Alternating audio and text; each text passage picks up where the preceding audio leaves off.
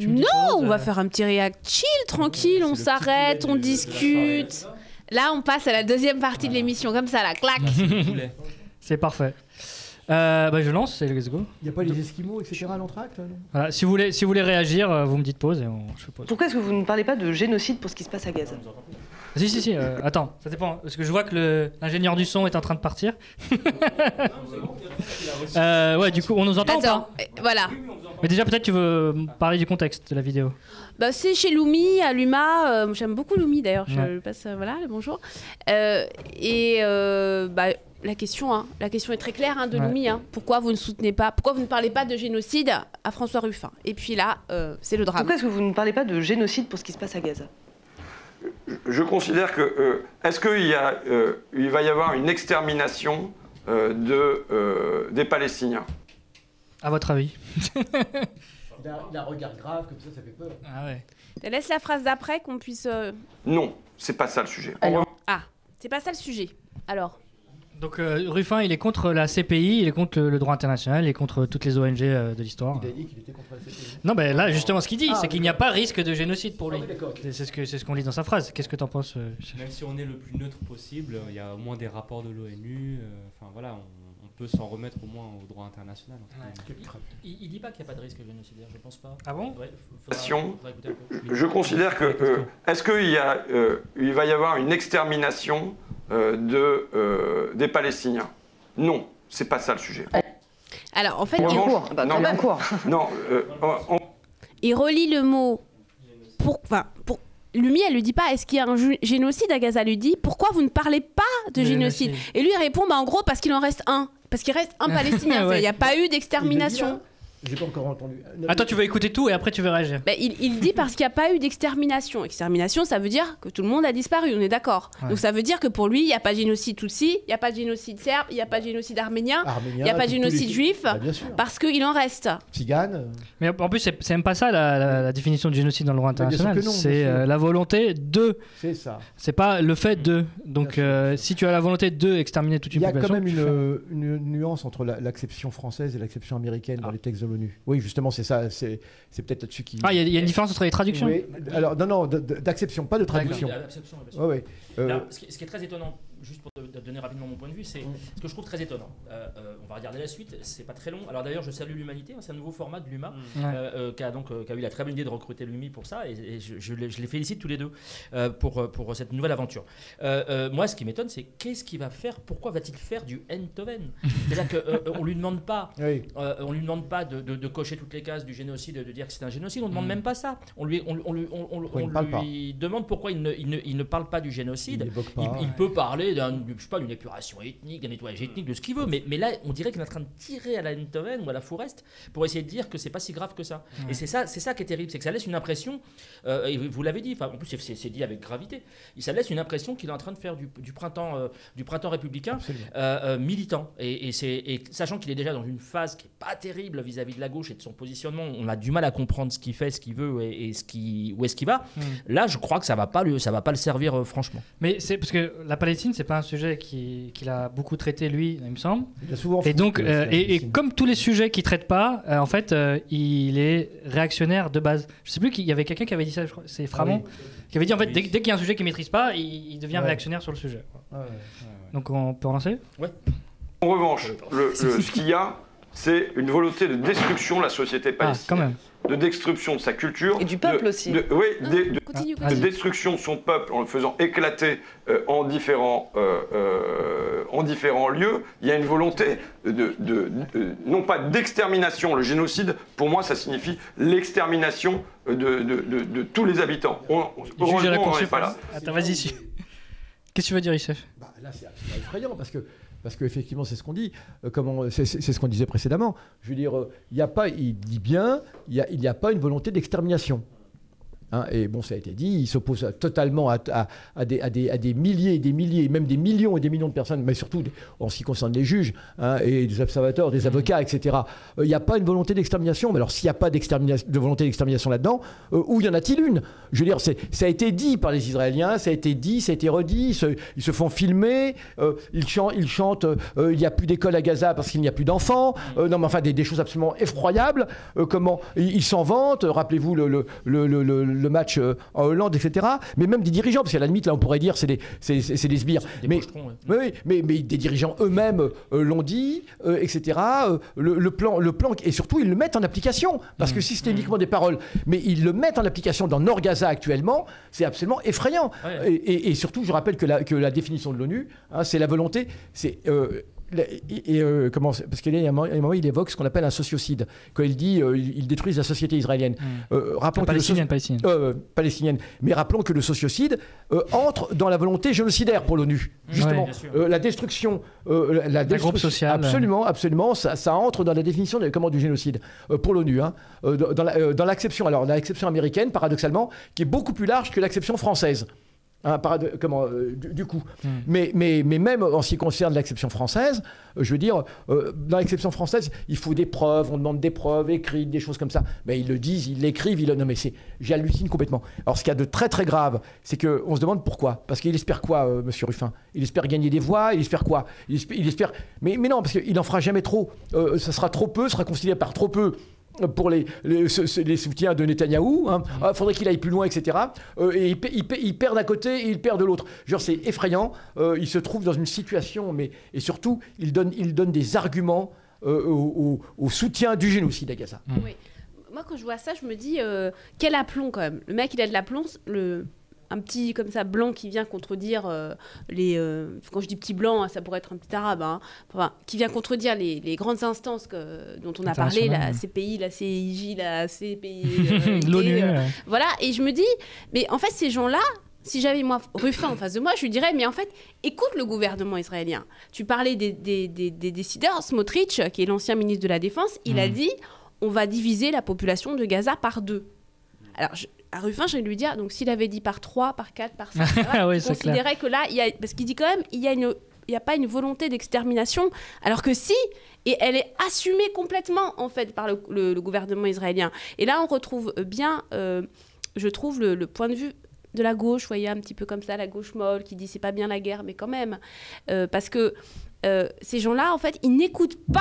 Ils n'écoutent pas les sionistes, en fait. Ils n'écoutent pas parce que les sionistes, ils prennent moins de gants que Ruffin pour dire les choses. Donc écoutez les ennemis, écoutez ce qu'ils ont à dire et vous allez comprendre. Il n'écoute ni les sionistes, ni Francesca Albanese qui a fait un rapport sur le sujet. C'est peut-être aussi une déformation professionnelle d'avoir fait un film avec... Sarah le soutien du génocide. Même ça, c'est depuis ce truc-là que moi je... en fait, puisqu'on parle de ça, je le fais en une phrase. Salman, je me suis posé la question quand j'ai vu arriver au boulot. Je me suis dit, donc son fameux film documentaire, je me suis dit, bon, attendons de voir. Et puis je suis allé voir le compte de Salman et je l'ai vu rebalancer à plusieurs reprises, retweeter et dire rendez-vous le 8 novembre, machin bide. Donc je me suis dit, si elle estime que ce film est à sa gloire, ça signifie qu'il y a un problème quand même. Elle n'est pas débile. Si le film la bâche complètement et la met au sol, ça c'est la première chose. Et la deuxième chose, c'est plus politique, c'est que il dit à qui veut bien l'entendre et le croire qu'il a arrêté le film à partir du moment, enfin avec elle, à partir du moment où elle a pris des positions sur la Palestine. Ça voulait dire que le fait qu'elle méprise ces salauds de pauvres, qu'elle soit écocide, antisociale, c'était pas grave. Ça pouvait passer. Bah moi non, déjà rien qu'avec ça, tu vois, t'as les trucs de généraux là. Donc non, rien ne marche dans ce truc-là. Et voilà, j'espère qu'il va pas se cracher trop loin ni trop vite. À votre avis, pourquoi elle fait ça? Est-ce que c'est pour se démarquer de Mélenchon, de la FI? Parce qu'à ce compte-là, il va arriver très loin. Hein. Mais on sait plus où il va, comme pour tu moi, disais. Ce qu'il dit là, c'est un dog whistle de sioniste. Oui. Hein, c'est-à-dire que ça, c'est pour les gens qui considèrent que Netanyahou il va un peu trop loin, mais qu'on n'a pas dépassé ce dont tu parlais tout à l'heure, c'est-à-dire vraiment la ligne où on se dit mais vraiment le monde est soumis à quelque chose de très funeste. Vous voyez, pour moi c'est vraiment pour attirer un petit peu les sionistes de gauche. C'est possible. Se démarquer de l'AFI aussi, parce que l'AFI a une position très pro-palestinienne. Enfin, ça faut s'en démarquer comment? En gros, pour incarner, se rapprocher de Gedge, quoi. Ouais, voilà. La bande à Gedge. Ah oui, c'est ça. Oui, bien sûr. Je pense qu'il en est pas loin, là. Oui, c'est ça. Il tire de plus en plus, on dirait, du côté PS, quoi. Tu dis génocide, ça y est, tu passes de l'autre côté, quoi. Ouais, c'est ça. T'es trop LFI, quoi. Continue. Maintenant, dire que de manière constante, parce que vous dites ce qu'on n'a pas dit, ce qu'on dit de manière constante, c'est quand même que, évidemment, nous sommes pour un cessez-le-feu immédiat, évidemment, nous sommes pour un État palestinien, et évidemment, nous sommes pour la fin de la livraison d'armes à Israël, évidemment, nous sommes pour que l'UNRWA puisse faire son travail sur place. Je veux dire, tout ça relève... Toutes les grandes institutions parlent aujourd'hui d'un risque de génocide. Ils disent qu'il y a une possibilité de génocide. Oui. Même Dominique de Villepin en parle. Ils ne disent pas, le génocide est là. Et donc, en disant, nous citons l'ONU, quand l'ONU parle de génocide, nous citons l'ONU quand il dit qu'il y a la possibilité d'un génocide qui arrive, on cite l'ONU quand l'ONU dit que c'est une situation apocalyptique qui se déroule à Gaza. Maintenant, je pense que le sujet, c'est pas dans la sémantique. D'accord ? Je pense que le sujet, c'est aujourd'hui comment on pense que la France peut agir. Comment ça se fait que la France, qui a été une grande voix dans les pays arabes, qui a su se faire entendre du reste du monde, comment ça se fait que la France est éteinte et se tait depuis maintenant plus d'un an ? Et c'est là qu'il y a le souci, parce que si la France voulait, la France pourrait. Si elle voulait qu'il y ait... Il y a des communiqués à l'appel. Au contraire, de soutien. Oui. Mais c'est pareil, c'est trop peu et trop tard. Je veux dire, il va satisfaire personne avec ça. C'est là où, même au niveau de sa stratégie, comment il est, à mon avis, il est complètement incohérent. Parce que les sionistes vont dire « Ah, mais il en aura quand même trop dit. Comment vous dites quoi ?» Il essaie de ménager la chèvre. Et ça marche jamais. C'est ce qu'on appelle le chèvre-chouisme. C'est l'expression de notre ami Omar Bendera, qu'on salue si jamais. Ça se peut que Ruffin, ça ne marche jamais. S'adresse aux petits blancs qu'on n'a rien à faire de la Palestine et qu'on n'a rien à foutre d'Israël aussi. Est-ce qu'il y en a tant que ça? Oh oui, moi je pense qu'il y a beaucoup de petits blancs. Pour eux, c'est une histoire de juifs. Oui, il ramène ça dos à dos. Et alors que Ruffin il parle de génocide ou pas de génocide, franchement, ils s'en tamponnent. Ouais, mais je pense au syndicat CGT qui est en prison, je crois, depuis 1 an pour apologie du terrorisme. Qui n'a pas été très défendu par son syndicat. Mais bon, le CGT, ça peut être une représentation du petit blanc vraiment gauchisé. Là, je parle. Ouais, mais vénère quand même. Tu vois, pour faire un tract, pour aller sur ce terrain-là, quand même, faut. Ouais, mais c'est un syndicaliste. Oui. Moi, je te parle des gens qui ne sont pas forcément engagés dans la vie militante syndicale, mais pour qui la Palestine n'est pas clivant. C'est la question. Voilà. Et protéger Israël, ils s'en foutent aussi. Enfin, ils n'ont pas. Oui, c'est une guerre de religion, quoi. Et je pense qu'ils sont extrêmement représentatifs. C'est ça. Oui, dos à dos, chacun a ses torts. Voilà, c'est la propagande habituelle. On finit vite fait, il reste 15 secondes. Une demande de cessez-le-feu à l'ONU présentée par ses soins. Elle le pourrait. Si elle voulait reconnaître l'État palestinien, comme l'a fait l'Espagne par exemple, elle le pourrait. Si elle voulait qu'on ait la fin de l'accord commercial entre l'Union européenne et Israël, elle le pourrait. Donc je pense que le sujet c'est aujourd'hui, que fait la France ? Mais, le problème c'est que les gens retiendront qu'il refuse de dire qu'il y a génocide. Et ça, et malheureusement, il apporte de l'eau au moulin des génocidaires, justement en disant cela. Ça c'est clair. Bien sûr. Mais en fait, est-ce qu'il défend pas un peu le... Bon, après, la fin de la vidéo pousserait dans un appel à l'action de la France, mais tout le début, en fait, c'est le statu quo, quoi. C'est qu'on va pouvoir garder cette situation coloniale israélienne jusqu'au bout. Donc, next, prochain sujet. Moi, je voterais pour notre cher écrivain d'extrême gauche. Allez, Beurre FM. Sans salle. C'est Marine Le Pen qui fait des tweets, c'est Bardella. Tout d'un coup, ils aiment les Franco-Algériens.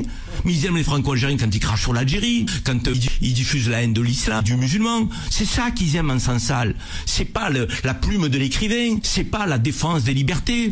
Faut qu'on arrête de se raconter des histoires. Moi, cette instrumentalisation, j'en ai assez. Aujourd'hui, Bolem Sensal, il alimente un fonds de commerce qui est celui de l'extrême droite et d'une partie des pseudo-intellectuels réactionnaires qui ont envie d'entendre Sensal. Et quand Sensal parle, il dit, vous savez, il est algérien.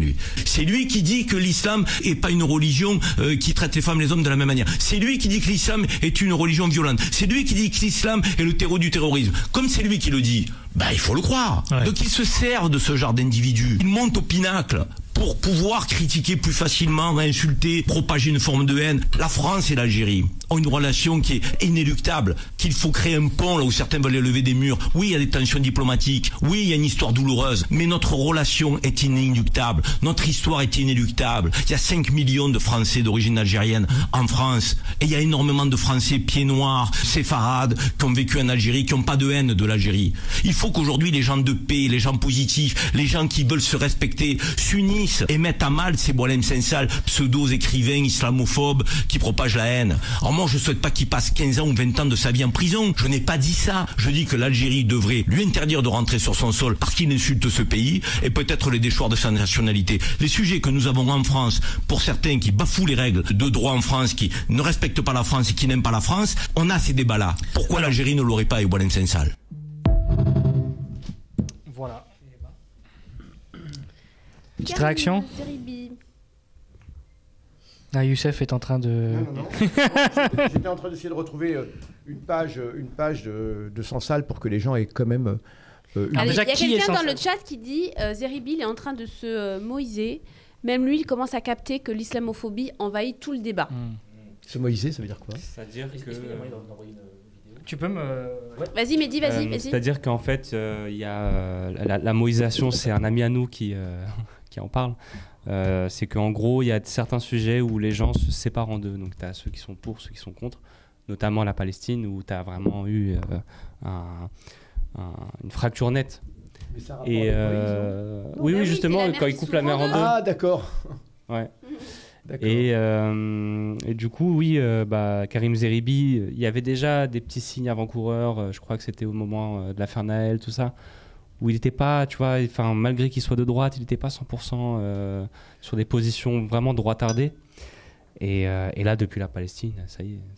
Il y a quelqu'un qui veut bien rappeler. Un peu comme Zineb El Razoui. Mehdi ou quelqu'un d'autre, si tu connais, parce que peut-être il y a des gens qui disent c'est qui Sansal. Une responsable dans le cas de l'Europe. C'est qui? Il y a Moumou qui veut nous montrer un petit passage. Je pense qu'il va décrire qui est Sansal, c'est ça? C'est ça. C'est ça, ok. Alors je précise que la personne dont il parle est pas soupçonnable d'ultra-gauchisme. Hein, et lui va réussir à l'accuser, vous allez voir de quoi. Je trouve ça magnifique. Par exemple, l'Union européenne a une responsabilité dans l'expansion de l'islamisme sur notre territoire. Mais total. En fait, quand on écoute Madame von der Leyen, voilà, je crois on peut presque la cataloguer d'islamiste ou de... von der Leyen. Par exemple, l'Union européenne a une responsabilité dans l'expansion. C'est complètement fou. Von der Leyen, islamiste. Les mots n'ont plus aucun sens. Oui, et donc lui, il a un logiciel tel, il est tellement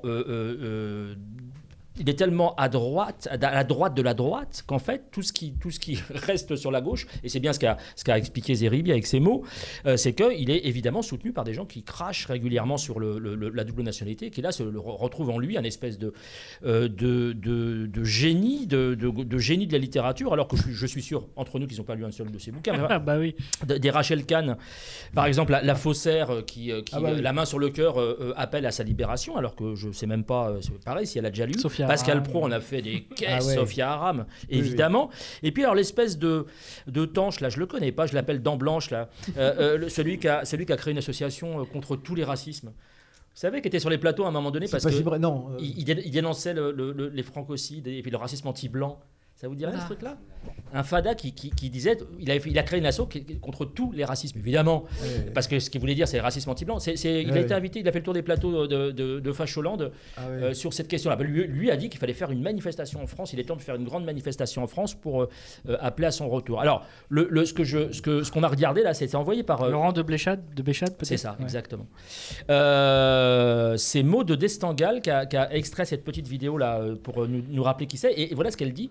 Donc elle reprend la phrase, Madame von der Leyen, on peut presque la cataloguer d'islamiste, et elle dit, donc elle prend la défense de Sansal, elle dit, la place du clown Sansal est dans un cirque, pas dans une prison, libérez-le de toute urgence. C'est pas mal. Je trouve que c'est un beau résumé. C'est pas mal, ouais. C'est vrai. Ça permet de le critiquer, mais en même temps, évidemment, qu'on veut sa sortie. Ah oui, bien sûr. Oui, parce que nous, ce qui nous intéresse, c'est de voir comment la France, en fait, Puis le régime Sansal, c'est pas très bon en plus. Il fallait que tu la places, celle-là. Ah oui. Il est venu pour ça, il m'a dit tout à l'heure. J'avais une variante. Oui, pour nous, c'est intéressant de voir comment la France, en fait, elle parle de cette histoire-là. Et en fait, ça fait penser à tous ces cas. Moi, j'ai pensé tout de suite à Zineb El Razaoui, là. À partir du moment où elle est devenue une arabe trop arabe, qui défendait des intérêts qui n'étaient pas ceux du racisme et de l'islamophobie, à partir de ce moment-là, on l'a dégagée. D'ailleurs, je crois qu'elle a perdu une de ses distinctions. Oui, sur le prix Simone Veil. Voilà.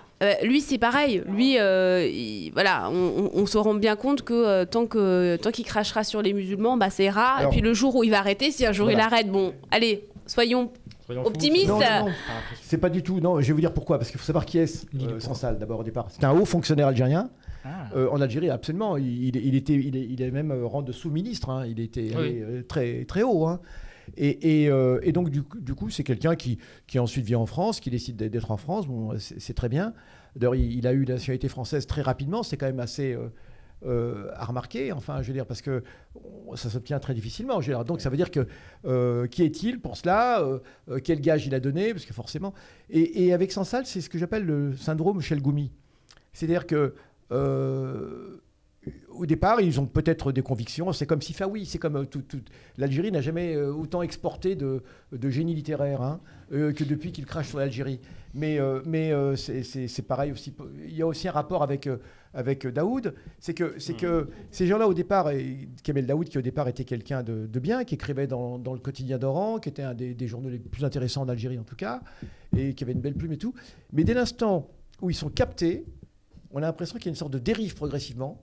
On les flatte et ils se rendent compte que pour continuer à être flattés, eh bien, il faut qu'ils fassent de la surenchère. Et finalement, ils finissent bien par comprendre ce qu'on attend d'eux, c'est qu'effectivement, eh bien, ils vendent, excusez-moi l'expression, entre guillemets, ils vendent leur race, en fait. C'est un peu cela.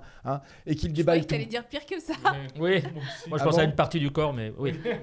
Ah non. Toujours classe, Youssef. Non, c'est pas ça. Mais oui, non, mais ce que je veux dire, non, parce que vendre sa race, voilà. Et ce que je veux dire, c'est que on attend d'eux toujours plus. Et ils comprennent que pour continuer à bénéficier des ordres de la République, à être invités, à avoir des réceptions, à faire tout ça, vous savez, c'est quelque chose qui finit par qui est complètement grisant. Et c'est ce qui explique cette dérive. Daoud, c'est pareil, on va le voir. Ils savent plus quoi inventer. Il faut lire Le Village de l'Allemand, l'espèce de merveille de littérature de Sansal, mais qui est d'un niveau vous ne pouvez pas imaginer. Le Village de l'Allemand, tout a été dit. Ce qu'il dit sur les berbères dedans, c'est absolument incroyable, effroyable. Alors, si je peux me permettre, oui, c'est vrai, moi je le démonte et démontre très régulièrement, notamment avec la secte, enfin la bande organisée du Printemps républicain. C'est quand même qu'à la fin de la fin, et là, il y a eu un colloque sur la laïcité organisé par la région Île-de-France, donc avec de l'argent public. À la fin de la fin, les Rachel Pécresse, carrément l'Île-de-France. Ouais, à ma connaissance, c'est la première fois que vraiment il y avait, ils palpaient, parce qu'ils palpent beaucoup d'argent. Il y a, je sais plus quel député qui avait. Mais bien sûr, il a carrément un agent en fait à Eindhoven, et il propose aux boîtes, il suffit de le taper, il propose aux boîtes pour 3 à 5 000 balles pour 3 heures de venir disserter sur l'amour, sur le travail, sur la patrie, tout ça. Donc à la fin de la fin, il y a du sonnant et trébuchant. Parce que les passages à répétition, les trucs, les machins, voilà, eux, ils reçoivent le prix Goncourt, ça a fait exploser les ventes, ça rentre dans la poche. Donc il y a quand même, il n'y a pas que les honneurs, il y a aussi la fin, à la fin de la fin, ce qui est peut-être un peu moins vrai pour Chalgoumi. Bon, je ne sais pas écrire, mais ce qui est un peu moins vrai pour Chalgoumi, je n'ai pas de connaissance d'endroit comme ça où il va ramasser de la maille et faire des ménages. Il est invité, alors bon, il va quand même bien bouffer au dîner du CRIF, c'est vrai. Oui, c'est vrai, mais toi, c'est pas... Il sape des petites bouffes, ça change des sandwichs au thon à la tunisienne, bon, c'est vrai. Oui, mais non, j'ai rien contre les bons. C'est bon, les fricassés, oui, c'est vrai. Lui, c'est un peu plus pour les honneurs, mais quand Rachel Kahn va faire des plagiats sur Radio Classique avant de se faire virer enfin, c'est payé, tout ça c'est rémunéré. Elle s'est fait virer de Radio Classique. Oui, parce qu'elle avait fait, quelqu'un avait repéré qu'elle avait fait 16 plagiats sur 24 chroniques. Les plagiats au mot près, à la virgule près, c'est-à-dire qu'elle reprenait une chronique d'RTL et elle rebalançait la même chronique en faisant croire que c'est elle qui l'avait fait. Tu as fait une très bonne chronique sur Rachel Kahn. Ah bah c'est gentil. Non mais allez l'écouter, c'est très précis. C'est très aimable. Toutes les archives sont. Il suffit de taper le nom en fait. Vous tapez les noms, Rachel Kahn, Mourad Guichard, et vous tombez très rapidement sur le Média TV là-dessus. Oui, elle est magnifique. On la retrouve mercredi soir également parce qu'elle a encore fait des conneries avec Sansal, notamment. Je vous en reparlerai avec grand plaisir. Ah oui, et donc c'est ça. C'est-à-dire que vous prenez un Algérien. Parce que ça marche bien, l'Algérien ou l'Algérienne. Hein. Vous le secouez, d'accord. Hein. Comment ? Franchement, on a des exemples chez tous les Maghrébins, en vrai. Oui, mais les Algériens, ça marche bien. Je suis algérien, je dis non. Si, pour une raison qui est simple, c'est que l'Algérie, c'est l'ennemi héréditaire de la France. Oui. Franchement, il y a quand même un vrai problème avec l'Algérie. L'instrumentalisation, elle est plus belle encore. Oui, c'est ça. Parce que c'est comme quelque chose qui n'est jamais passé, je pense, dans l'inconscient des fachos. Après, on n'a même pas rappelé de pourquoi il était emprisonné en Algérie. C'est parce qu'officiellement, pour le gouvernement algérien, encore une fois, on ne soutient absolument pas sa détention, ça c'est clair. Et c'est parce qu'il menace l'intégrité territoriale de l'Algérie, parce que dans une émission chez Frontières, il me semble, pour un média d'extrême droite, il avait dit qu'il y avait, en gros, de la frontière algérienne avec le Maroc jusqu'à Oran, je crois, toute cette partie-là appartenait au Maroc. Voilà, parce que le Maroc serait un plus vieux pays que l'Algérie, etc. Alors, rappelons quand même que la plupart des FAF viennent, enfin la plupart, non c'est idiot ce que je dis, que beaucoup des FAF et des amis des FAF d'origine maghrébine viennent aussi du Maroc. Hein. Je pense à Amin El Khatmi par exemple, Amin El Bailly là qu'on voit régulièrement sur les plateaux de télé, je sais pas d'où il est lui, mais je veux dire, je pense qu'il est marocain aussi. Mais je veux dire, je pense que c'est effectivement assez large parce que pour une raison très simple, c'est qu'en fait, tu es marocain toi. Je suis d'origine marocaine. Ouais. Là on dévoile un truc. Hein. Non parce que Claude le copain de Wissam pensait que j'étais algérien. Ah oui, c'est vrai. Lui, c'est un Algérien. Oui. Après, il avait envoyé un message à tous les Algériens. L'Algérien du média. Oui, l'Algérien du média. J'ai trouvé ça drôle. De toute façon, nous, pour le Grand Maghreb. Et comment jusqu'à Marseille. Donc, je pense qu'à partir du moment où c'est quelqu'un de racisé, je vais prendre ce mot-là, à partir du moment où c'est quelqu'un avec une apparence musulmane ou maghrébine, ils s'en foutent. Les gens, ils s'en foutent. Il y a la caution, il va s'asseoir chez CNews, qu'il soit algérien ou marocain. C'est vrai, mais ce que je veux dire, pour être très précis par rapport à Sansal, si demain l'État français arrête et fait de Éric Zemmour un prisonnier politique, je protesterai en me faisant une petite escalope milanaise. Hein. Mais je protesterai. mais c'est tout. J'irai évidemment pas défiler ou j'irai pas me mobiliser pour ça. D'ailleurs, il y a un très bon exemple de ça. Il y a Mélenchon qui avait mis en question, en tout cas, la peine d'éligibilité de Marine Le Pen. Parce qu'il sait très bien que ce genre de choses peuvent se retourner contre n'importe quel ennemi politique après. Voilà. Tout à fait, c'est comme pour les dissolutions. Voilà. Si on se réjouit des dissolutions des collectifs d'extrême droite, faut s'attendre aussi à ce que ça nous tombe dessus. C'est ça. Donc c'est une question... Moi, ce que j'aime bien avec les histoires comme ça, comme Sansal, c'est que ça montre bien les limites de la représentativité, vous voyez. C'est-à-dire qu'il y a des Arabes qui regardent ça et qui se disent « Ah c'est un Arabe, mais il va pas du tout dans nos intérêts ». Et finalement, bon là, c'est un écrivain, c'est pas forcément très important pour nous, mais c'est pareil en politique. En politique, on a combien des Sansal qui sont capables de vendre leur race, comme tu dis, et qui ont été choisis et mis là juste parce que c'est des Arabes. Et nous, justement, c'est ce qu'on dit. On dit, mais nous, en fait, on n'est pas dans le concernisme ou dans la représentativité parce qu'on s'en fout que ce soit un Arabe. Si c'est un Arabe qui mène une politique et qui va à l'encontre de nos intérêts d'Arabes.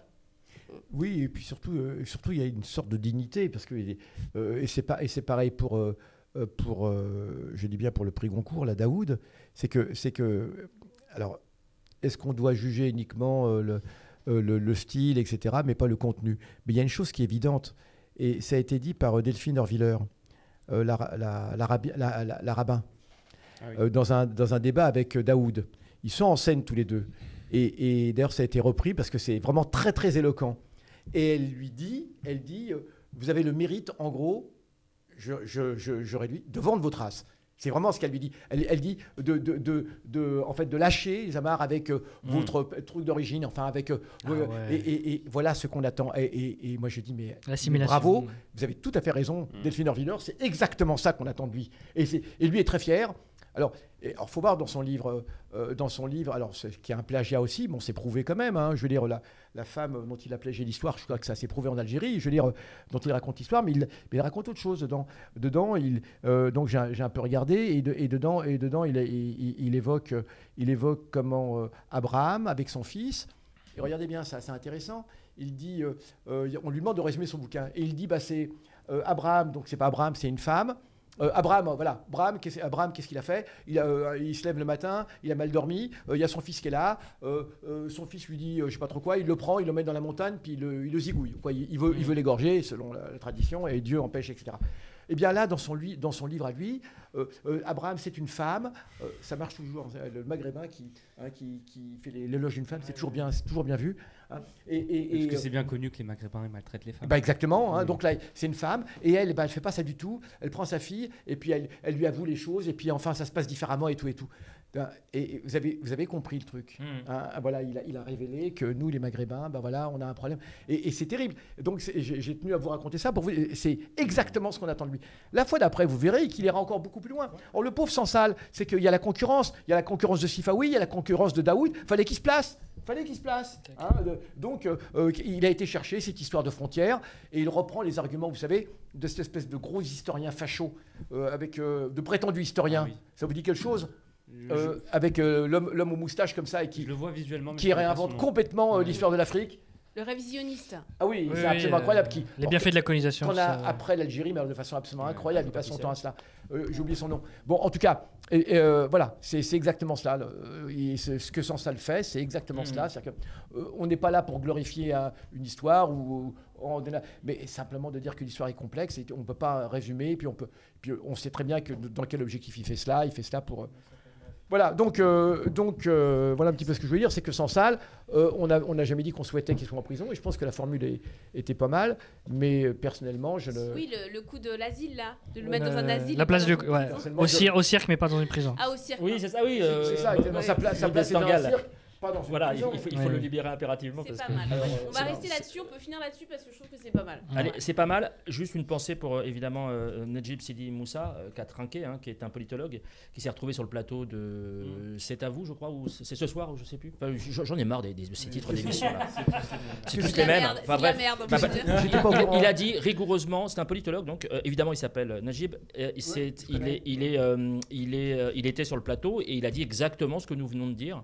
Et il s'est fait descendre, allumé par toute la fachosphère évidemment, et notamment par Pascal Praud et toute sa bande de gens du comptoir là, des gens de comptoir, parce que, alors mais vraiment avec la main sur le cœur, une espèce de truc cérémonial pour dire que c'était honteux, ça se passait sur le service public, parce qu'il a simplement dit la vérité, il a dit ce qu'on vient de dire nous, il a donné son point de vue, sauf que c'était pas le bon point de vue de dire qu'il faut à tout prix libérer Sansal. Ils dirigent une personne et puis ils vont en faire le représentant, l'étendard de la liberté, absolument. Mais c'est incroyable, c'est eux qui choisissent à chaque fois. Juste pour terminer, la question c'était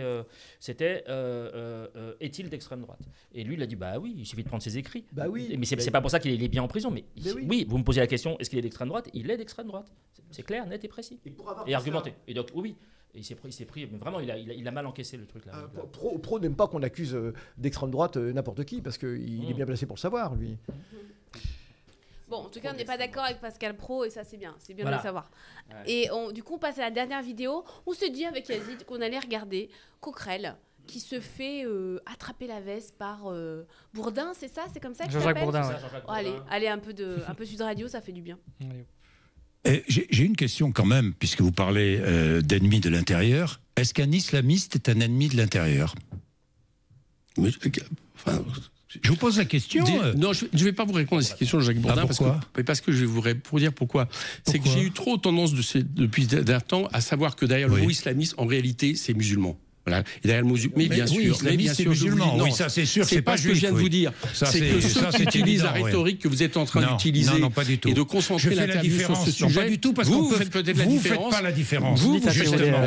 Et moi je vous pose la question. Est-ce qu'un islamiste est un ennemi de l'intérieur? Eh ben c'est quelqu'un qui prône la charia. C'est quelqu'un qui prône la religion supérieure à l'état de droit et aux lois de la République. Donc vous êtes en train de m'expliquer donc un islamique pour vous. Non mais j'entends. Vous êtes d'accord avec moi ou pas? Est un intégriste. D'accord. C'est un intégriste. Tous les intégristes, pour moi, c'est évidemment des adversaires politiques. C'est des adversaires politiques. Est-ce que ce sont des ennemis de l'intérieur? Mais c'est vous qui avez employé l'expression, c'est pas moi. Je vous dis que non.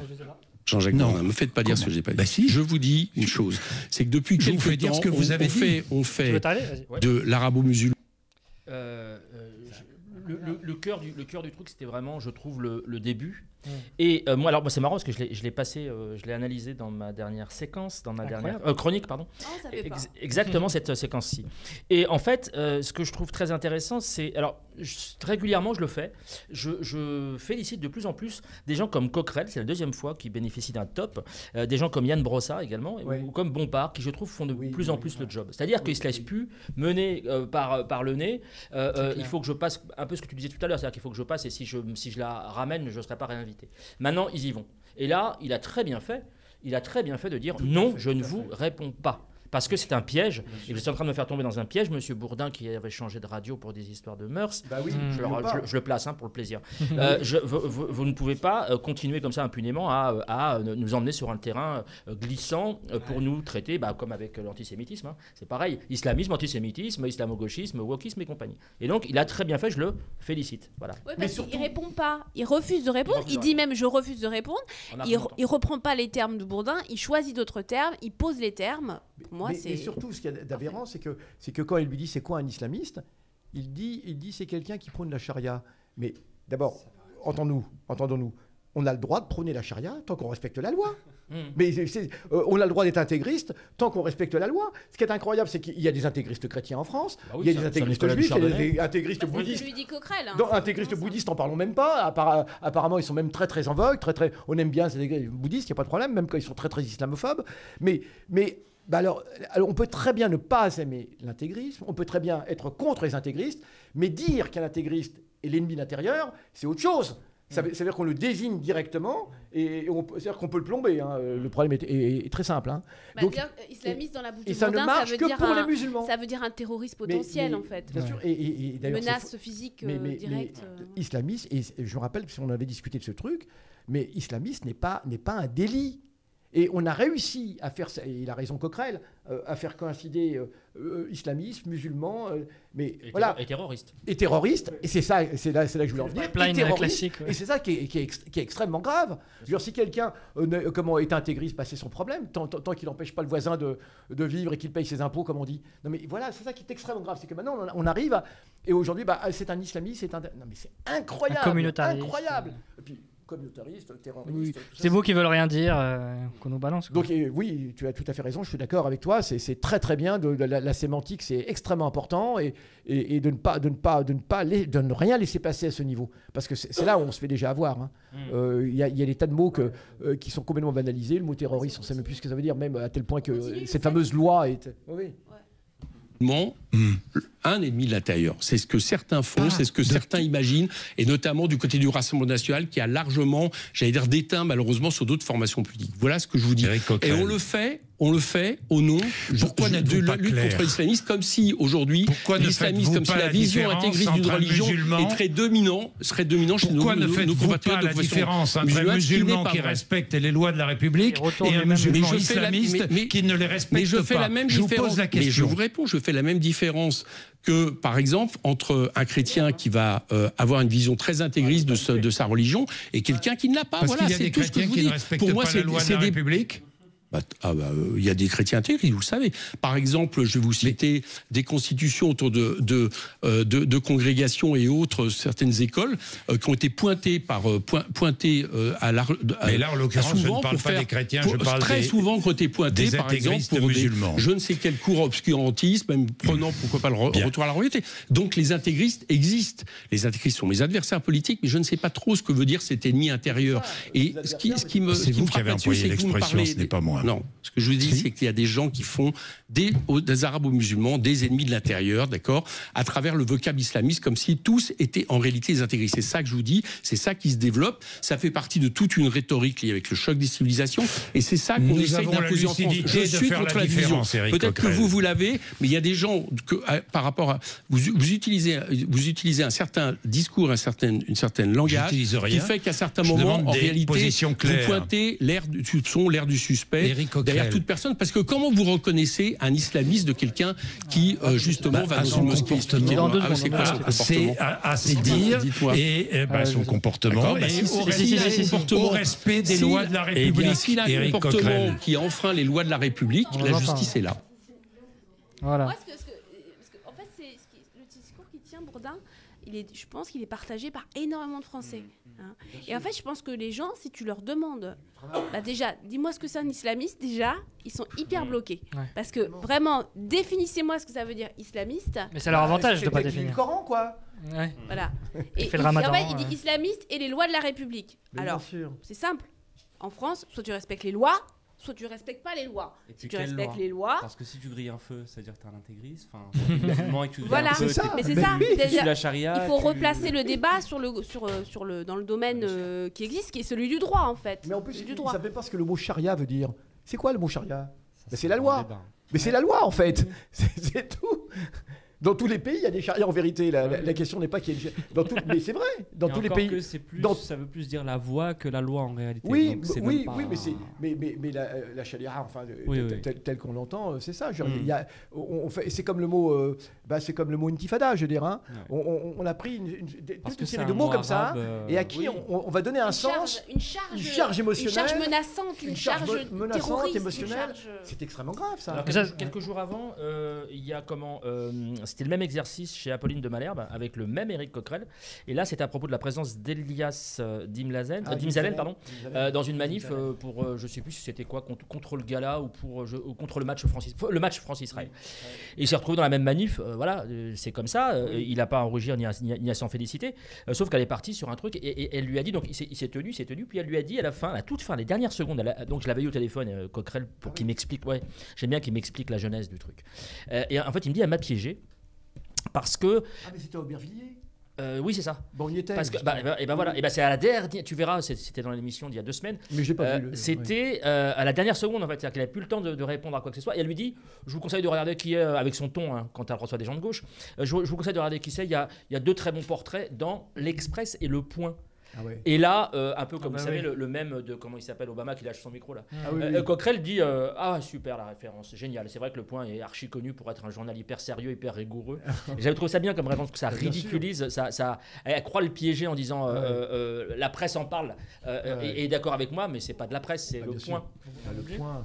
Le Point dont on connaît le Point juste la rigueur, mais il faut dire un mot sur Le Point quand même. Georges Suffert, l'ancien, Le Point a toujours eu la même ligne, et je tiens à dire que moi j'en veux beaucoup au Point pour une raison précise, c'est qu'en 77-78, c'est Le Point qui mène une grande campagne de presse contre Henri Curiel, le père d'Alain Grèche, en vérité, et qui était un militant tiers-mondiste connu, qui était un vieux monsieur déjà à l'époque, qui habitait avec son épouse dans le 11e, quelque chose comme ça. Le Point commence une violente campagne de presse contre Curiel, le désignant comme étant un agent du KGB, tout ce qu'on veut. À l'époque, il s'occupait beaucoup de la lutte contre l'apartheid, etc. Des militants noirs aussi américains, d'ex-déserteurs de l'armée américaine. Enfin bref, il s'occupait de choses comme ça. Et au vu de la police française, la seule ligne rouge qu'il avait, c'est de ne pas s'occuper des affaires françaises. Bref, eh bien, il le désigne comme cela, une très violente campagne de presse. Cette campagne de presse entraîne tout le reste de la presse. Et le ministre, qui n'a absolument rien à reprocher à Henri Curiel, l'envoie en résidence surveillée, à l'île-Dieu, etc., pendant quelques jours pour que les choses se calment. Mais c'est incroyable, on n'avait rien à lui reprocher. Et il revient de résidence surveillée au bout de 15 jours. Et dès qu'il revient dans son appartement. Et là-dessus, un commando arrive et là-bas. Il était abattu par un commando qui a pris le nom de commando Delta, qui était un des commandos de l'OAS. C'est absolument hallucinant. Suffert n'a jamais eu de problème, Le Point n'a jamais regretté quoi que ce soit. C'est absolument incroyable. La presse, ça peut tuer. Le Point, je le dis, Le Point a tué. A tué Henri Curiel. Voilà. Du coup, on a terminé l'émission. Ouais, un petit mot. Ah oui. Alors, on va dire 2 choses. Maintenant, toi, tu vas parler de Bruxelles et puis moi, je ferai la pub de la revue. Alors, on a reçu, en fait, en ce moment, nos camarades belges sont en train de vivre un peu la même situation que nous en France, c'est-à-dire beaucoup de répression depuis fin août, avec des septantaines de personnes qui ont été interpellées. Et donc, il y a vraiment une répression policière énorme qui est en train de s'abattre sur des militants pro-palestiniens belges. Et donc, voilà, il y a cette tribune que vous pouvez retrouver sur le site d'Amnesty International. Donc, les ONG et syndicats s'inquiètent des mesures répressives qui visent le mouvement pro-palestinien en Belgique. Et il y a aussi une cagnotte qui a été ouverte et vous pouvez la soutenir en faisant un don, si je retrouve mes images. Un QR code. Moi, c'est ce que j'ai reçu, c'est l'information que... Ah, merde. Voilà. Vous pouvez les soutenir par un virement sur ce compte. Voilà, donc vous avez toutes les infos ici. Ou aller sur le site d'Amnesty. Voilà, ou aller sur le site d'Amnesty International. Voilà. Donc n'hésitez surtout pas à faire tourner cet appel. Il y a vraiment besoin de forces nombreuses. Voilà. Donc soutenez nos camarades belges. Voilà. Tu veux dire quelque chose, Mourad? Juste un truc. En fait, je suis venu avec ceci. Je voulais faire un coucou à mes amis de l'ACA. Alors je précise, alors je sais pas si la caméra est là. Je précise que j'en suis adhérent. Donc c'est l'association des combattants de la cause anticoloniale, qui a été fondée, cofondée ou fondée par mon cher Henri Alleg, qui nous a quittés il y a quelques années maintenant. Ouais. Voilà, et donc je vous invite à vous tourner vers eux si vous voulez avoir des informations sur ces questions qui, je pense, est assez complémentaire de l'endroit où nous nous trouvons. Donc voilà, je voulais leur faire un petit... J'ai réadhéré à la fête de l'UMA l'année dernière, donc voilà, c'était sur mon petit clin d'œil. Pour... Agir contre le colonialisme aujourd'hui. Absolument. C'est ça. C'est leur... Henri Alleg, la question. La question et la dénonciation de la torture en Algérie par l'armée française. Ok, et ben parce qu'on est dans la promo, on continue avec la revue Nous, et puis on peut dire que ça sort bientôt la nouvelle. On m'a dit que peut-être qu'il y a un cousin qui, bon, à ce qui paraît, ça arrive dans quelques semaines. Voilà, le 3e numéro arrive bientôt, et puis voilà, vous pouvez continuer à acheter le numéro 2. Et puis, Mourad, je profite que tu es là, puisque je sais que très souvent, vous expliquez aux gens à quel point il faut donner aux médias indépendants, à quel point il faut nous faire vivre, hein, que ce soit le média, que ce soit nous, bien sûr, ou d'autres médias. Donc, continuez à donner sur le Tipeee, particulièrement Yazid.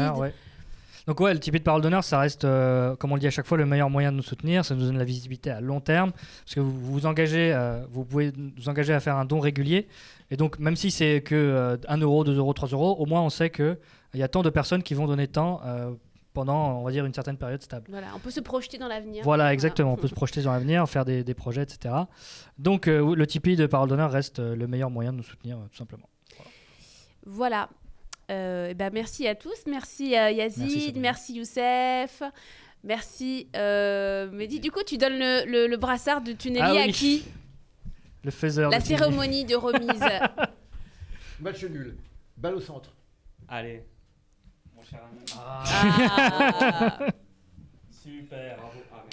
Tu es officiellement un tunnelier de Paris, membre de la BTP. Il fait partie de la brigade des tunneliers de Paris. D'ailleurs, je vais te prendre en photo. Dont Samir est je le garde, de toute façon. Samir est général. Samir est le promoteur. Samir est général, mais Youssef est colonel quand même. Parce qu'en plus, il y a une hiérarchie. C'est ça, bien sûr. C'est bien ça. Attends, c'est quoi? Ah non, toi, tu es général. Samir est colonel. Oh, n'importe quoi. Et du coup, merci Mourad. Merci, c'était la première fois que tu venais. Moi, j'ai trouvé que franchement, t'étais comme à la maison. Impeccable. J'étais en famille, c'est clair. T'étais en famille. Voilà, t'étais en famille. Un top ou un flop? Et ça, c'était un top, et ça fait un grand plaisir, un bien fou de venir sans préparer l'émission. C'est très agréable. Et désolé pour les 2-3 fois où j'ai eu des réflexes d'animateur d'émission, parce que je sais quand je disais il faudra peut-être faire ci, faire ça, et en fait non mais c'est plaisir. L'émission. T'es chez toi. C'est très gentil. Merci et beaucoup. On espère que tu reviendras nous rendre visite. Avec grand plaisir. Et merci aux internautes qui nous ont fait des coucous. C'est vraiment. Clairement. C'est vraiment très sympa. Voilà, merci à la technique, merci au chat de YouTube et merci au chat sauf Omar. Voilà. Merci à la technique sauf Omar. Oui. Et la semaine prochaine. Et salam, à la prochaine. Et sur la chaîne YouTube de Parole d'honneur. Yes. Bonne soirée, bon appétit. Salut.